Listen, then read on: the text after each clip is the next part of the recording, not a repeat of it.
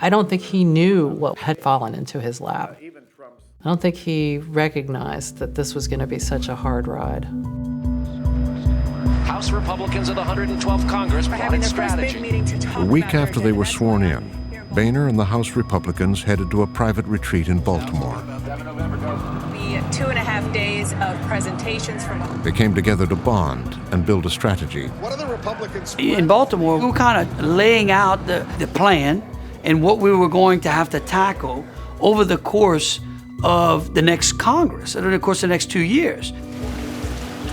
The star attraction in Baltimore was Eric Cantor, Boehner's lieutenant, heir apparent, and political rival. Cantor is more in tune with the newer Republican Party than John Boehner. He's a very ambitious politician, a skilled operator, and an operator, and somebody whose ambitions to be Speaker or to be the Republican leader have been evident from the start. Raising taxes is not what we need. Cantor had a legendary reputation with the new members. He'd been a thorn in President Obama's side since the beginning of the administration. Cantor realized that Obama was so popular because he had convinced people that he was going to change Washington, he was going to end the partisanship. Cantor realized that by denying that to Obama, he could hurt him. Big spending cuts in the trillions. Cantor had rallied House Republicans to oppose President Obama's first major piece of legislation, the stimulus package. Eric Cantor sent out an email.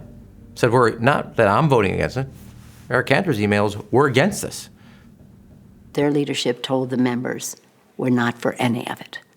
No matter what it is, no. Just say no.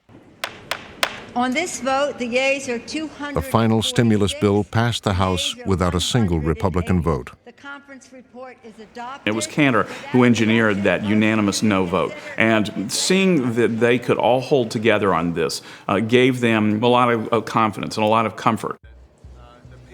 It was a strategy that Cantor had used again and again during the first 2 years of Obama's presidency. And at the Baltimore retreat, Cantor promised the new Republicans he would continue to play hardball with the White House. Eric Cantor appealed to the most militant feelings in the caucus. Cantor proposes that they do something which had not been done before, which is to use the debt ceiling vote for maximum leverage and threaten to throw the country into default. Without raising the debt ceiling, the government would be unable to pay its bills.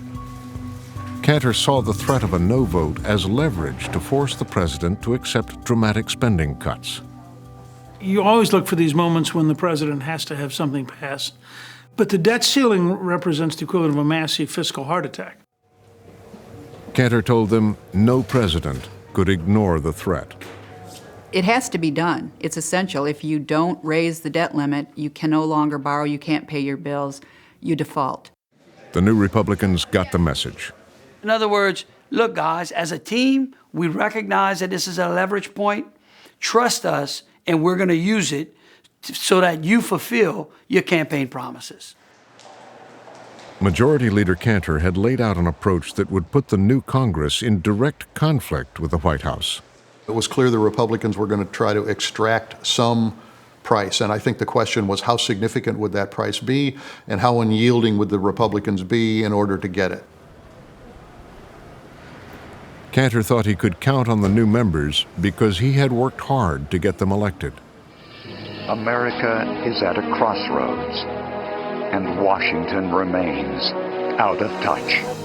There is a better way, and the new team is ready to bring America back.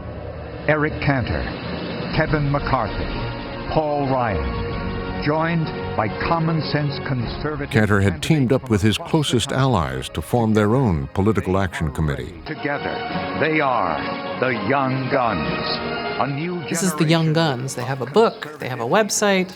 You know, they're the new face of the Republican Party.